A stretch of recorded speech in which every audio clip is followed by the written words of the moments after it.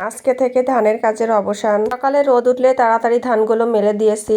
আজকে দিনটায় রোদ দিলে ধানগুলো সব শুকিয়ে যাবে। এমনিতে আমি অসুস্থ, তারপরে ধানের কাজ করতে করতে আরো অসুস্থ হয়ে পড়ছি। তবুও আমাদের কয়েক মাসের আহারে চিন্তা করলে আরো অসুস্থতা দূরে চলে যাচ্ছে। সারাদিন ধানগুলো রোদে শুকিয়ে বস্তা ভরে নিচে নিয়ে আসলাম। আগামীকাল ভোরবেলা ধানগুলো সব মাড়াই করতে নিয়ে যাবে। এখন ধানের সিজন, মিলে অনেক ভিড়, সেজন্য অনেক ভোরবেলায় গাড়িতে করে ধানগুলো মাড়াই করতে নিয়ে চলে গেল।